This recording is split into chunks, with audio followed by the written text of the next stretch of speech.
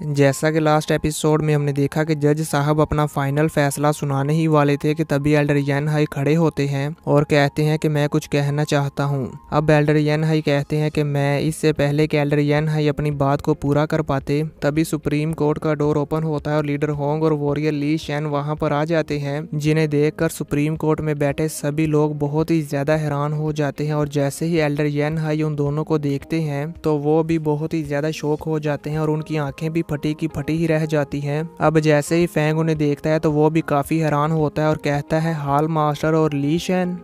अब leader Hong और warrior ली Shane चलते हुए सुप्रीम कोर्ट में आ जाते हैं और कहते हैं इस ट्रायल की जजमेंट में high level God of war warrior का इन्वॉल्व होना बहुत ही ज्यादा इम्पोर्टेंट है। वो इसलिए क्योंकि इस बात को मेक श्योर बनाया जाए कि जज साहिब जो भी फैसला करेंगे वो एकदम ईमानदारी से होगा। वॉरियर ली शेन और मैं यहाँ पर इस ट्रायल का फाइनल फैसला सुनने के लिए आए हैं। और हम देखते हैं कि लीडर होंग और वॉरियर ली शेन चलते हुए एल्डर यन हाई के पास आकर रुक जाते हैं, जिसके बाद लीडर होंग एल्डर यन हाई की तरफ देखते हैं तो एल्डर यन हाई बहुत ही ज्यादा शर्मिंदा हो जाते हैं और अपना सर नीचे झुकाकर वहीं बैठ जाते हैं। जिसके बाद वो अपनी वॉच की तरफ देखते हैं, यानी कि यहाँ पर एल्डर यन हाई का कोई प्लान था। और पिछले एपिसोड में हमने जिस गाड़ी को बड़ी स्पीड के साथ जिग्जियन मार्शल हॉल की तरफ आते हुए देखा था, अब हम उस गाड़ी को देखते हैं जिसे सिक्योरिटी ब्यूरो के सोल्जर्स ने पकड़ लिया था और उसमें से उस वॉरियर को निकाल कर अपने अरेस्ट कर लिया था। जिसके बाद व्यू चेंज होता और हम सुप्रीम कोर्ट का व्यू देखते हैं, जिसमें हम देखते हैं कि एल्डर यन हाई बहुत ही ज्यादा गुस्से में होते हैं क्योंकि वो यहाँ पर कुछ भी नहीं कर पाए और वो लिया और वेनिना को अब नहीं बचा पाएंगे। फिर हम फैंग को देखते हैं जो वॉरियर ली शेन को देखते हुए कहता है कि इनका ऑरा बहुत ही ज्यादा स्ट्रॉन्ग है और ये लिडियन मार्शल हॉल के फाउंडर हैं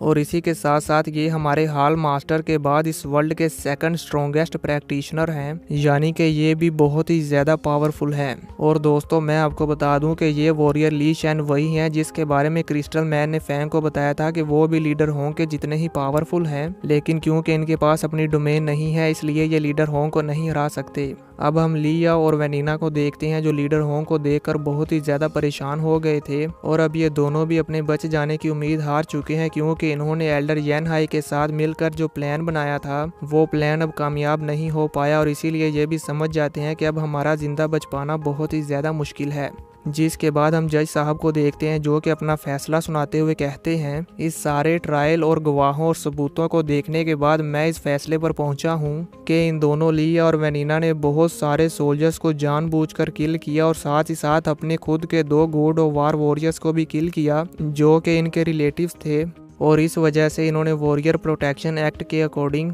वार गॉड पैलेस के रूल्स की वायलेशन की है और साथ ही साथ उसकी खिलाफ वर्जी भी की है। और इसी के साथ साथ इन्होंने अरेस्ट होने के बाद बहुत सारे बेकसूर सोल्जर्स को भी जानबूझकर किल कर दिया और इसके अलावा इन दोनों ने एक वॉरियर की फैमिली को जानबूझकर टॉर्चर किया और साथ ही साथ आम लोगों की सेफ्टी को भी खतरे में डाला और वहां पर बॉम्ब लगाकर उन्हें मारने की कोशिश की। इन दोनों के इन सभी क्राइम्स को मद्देनजर रखते हुए मैं इन दोनों को सजाए मौत देता हूं और इन दोनों को फौरी तौर पर फांसी दी जाएगी। ये जज साहब का फाइनल फैसला होता है जिसे सुनने के बाद लिया और वेनिना बहुत ही ज्यादा शॉक हो जाते हैं। ये सुनकर फैंग भी काफी रिलैक्स हो जाता है और कहता है फाइनली ये सब अब खत्म हुआ। जिसके बाद लिया और वेनिना को वहां से ले जाने लगते हैं तो एल्डर यी साइट उनको देखकर सोचते हैं इस बार सुप्रीम कोर्ट ने स्पेशली मार्शल हॉल के 2 इंस्पेक्टर्स को अरेंज किया है इन दोनों को ले जाने के लिए। देखने से तो ऐसा लगता है कि लिया और वेनिना को सजा देना इनके लिए बहुत ही ज्यादा इंपॉर्टेंस रखता है। जिसके बाद हम देखते हैं कि वेनिना वहां से जाते हुए भी एल्डर यन हाई की तरफ देख रही होती है तो ये देखकर एल्डर यी साइड कहते हैं कि वेनिना ने अभी तक गिव अप नहीं किया, मुझे लगता है कि वेनिना अभी भी कोई ना कोई चाल जरूर चलेगी। ये हमें अभी कुछ ही देर में मालूम हो जाएगा कि वेनिना अभी क्या चाल चलेगी। जिसके बाद व्यू चेंज होता और हम देखते हैं कि इंस्पेक्टर जाओ और एल्डर ली मैन लिया और वेनिना को अरेस्ट करके ले जा रहे होते हैं इन दोनों को सजाए मौत देने के लिए और ये स्मार्ट फाइटर जेट में बैठकर काफी दूर जा रहे होते हैं। जिसके बाद हम देखते हैं कि कुछ ही देर में ये लोग उस जगह पर पहुंच जाते हैं जहां पर लिया और वेनिना को डेथ पेनल्टी दी जाएगी। अब उनका स्मार्ट फाइटर जेट वहां पर लैंड हो जाता है जहां पर पहले से ही कुछ सोल्जर्स मौजूद थे। जिसके बाद लिया और वेनिना को स्मार्ट फाइटर जेट से बाहर लाया जाता है तो लिया और वेनिना को इतना ज्यादा शांत देखकर इंस्पेक्टर ली मैन कहते हैं कि मुझे यहाँ पर कुछ अजीब महसूस हो रहा है। ये सुनकर इंस्पेक्टर जाओ उनसे पूछते हैं कि आपको ऐसा क्यों लग रहा है। इंस्पेक्टर ली मैन बताते हैं कि मैंने सारे रास्ते ये नोटिस किया है कि ली याओ बहुत ही ज़्यादा शांत है। मुझे लगता है कि ये तूफान के आने से पहले का सन्नाटा है। ये सुनकर इंस्पेक्टर जाओ उन्हें कहते हैं कि ऐसा कुछ नहीं है, आप तो कुछ ज़्यादा ही सोच रहे हैं। मुझे लगता है कि अब उन्हें इस बात का एहसास हो गया है कि अब वो जिंदा नहीं बच सकते, इसीलिए वो कुछ भी नहीं कर रहे। और वैसे भी सुप्रीम कोर्ट के सोल्जर्स और 2 गॉड ऑफ वार वॉरियर्स के सामने ये कुछ भी नहीं कर सकते, इसीलिए ये इतने ज़्यादा शांत हैं। तो इंस्पेक्टर ली मैन कहते हैं कि अगर ली याओ यहाँ से भागना भी चाहे तो वो अपनी अभी की पावर के साथ यहाँ से नहीं भाग सकता, लेकिन एक तरह से वो यहाँ से बचकर भाग सकता है अगर वो ब्रेक थ्रू कर ले। ये सुनकर इंस्पेक्टर जाओ कहते हैं लेकिन ये इम्पॉसिबल है, वो ऐसा नहीं कर सकता। जिसके बाद हम देखते हैं कि वो सभी सोल्जर्स ली और वेनिना को उस डेथ पेनल्टी वाली जगह पर ले आते हैं और उन दोनों से कहते हैं कि अब तुम दोनों का यहीं पर एंड होने वाला है, इसलिए तुम दोनों लास्ट टाइम एक दूसरे को गुड बाय कह सकते हो। ये सुनकर हम देखते हैं कि ली और वेनिना एक दूसरे को बहुत ही ज्यादा ध्यान के साथ देखते हैं और फिर किस करते हैं और इनका ये किस काफी लंबा चलता है जो देखकर वो सोल्जर्स भी बोर हो जाते हैं। तभी हम देखते हैं कि किस करते हुए वेनिना रो रही होती है और अचानक से वहां पर काले बादल आने लगते हैं। उन काले बादल को आते हुए देखकर इंस्पेक्टर जाओ भी काफी हैरान हो जाते हैं और कहते हैं कि ये अचानक से क्या हो रहा है। तभी हम देखते हैं कि वेनिना अपना असली रूप दिखाती है और वो ली याओ के सामने आ जाती है। तो ये देखकर वो सभी सोल्जर्स फाइट के लिए रेडी हो जाते हैं। अब वेनिना ली याओ से कहती है कि तुम्हें इन सब से बदला लेना होगा। तभी ली याओ वेनिना के सर पर हाथ रखता है और उसकी पावर को एब्जॉर्ब करना शुरू कर देता है, जिससे वेनिना को बहुत ही ज्यादा दर्द होता है और उसे ब्लीडिंग भी होने लगती है। ये देखकर इंस्पेक्टर जाओ और इंस्पेक्टर ली मैन कहते हैं ये बहुत ही बुरा हुआ, जल्दी से इन दोनों को रोको।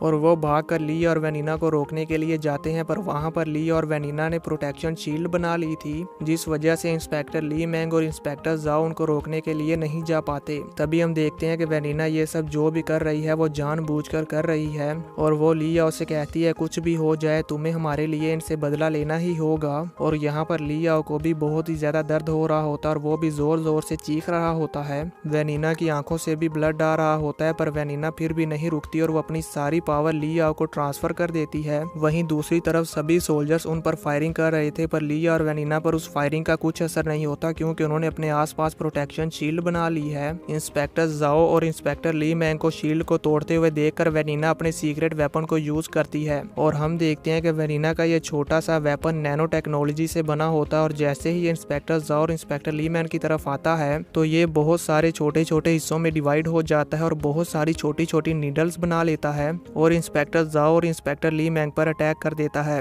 पर क्योंकि ये दोनों वार गोल्ड लेवल के वॉरियर हैं, इसलिए ये अपने आप को इन सभी नीडल से बचा लेते हैं, पर जो सोल्जर्स होते हैं वो इनसे नहीं बच पाते और वो सभी सोल्जर्स इन नीडल्स की वजह से मारे जाते हैं और उन सभी सोल्जर्स में से कोई भी सोल्जर जिंदा नहीं बचता। जिसके बाद हम ली और वेनिना को देखते हैं जो कि अपनी पावर ट्रांसफर के फाइनल लेवल्स पर होते हैं और फिर यहाँ पर ली और वेनिना बहुत ही जोरदार चीख मारते हैं और इसी के साथ हम देखते हैं कि वेनिना यहीं पर मारी जाती है। वो इसलिए क्योंकि सारी पावर ट्रांसफर कर देने की वजह से यहाँ पर वेनिना की बॉडी ब्लास्ट कर जाती है और हम देखते हैं कि यहाँ पर ये सब कुछ जो भी हो रहा था ये लाइव ब्रॉडकास्ट हो रहा था, जिसे सुप्रीम कोर्ट में बैठे सभी वॉरियर्स देख रहे थे और वो सभी ली और वेनिना को ऐसा करता हुआ देखकर बहुत ही ज्यादा शॉक हो जाते हैं। और यहाँ से हमें ये भी मालूम हो जाता है कि ली और वेनिना ने ये जो टेक्निक आजमाई है इसका नाम है ब्लड सैक्रिफाइस फॉरबिडन टेक्निक। इस टेक्निक की वजह से कोई भी वॉरियर अपने पार्टनर की पावर को एब्जॉर्ब कर सकता है, पर इसके नतीजे में उसका वो पार्टनर मारा जाएगा। तो अब देखेंगे नेक्स्ट एपिसोड में कि आगे क्या होगा। इसी के साथ ये एपिसोड खत्म हो जाता है।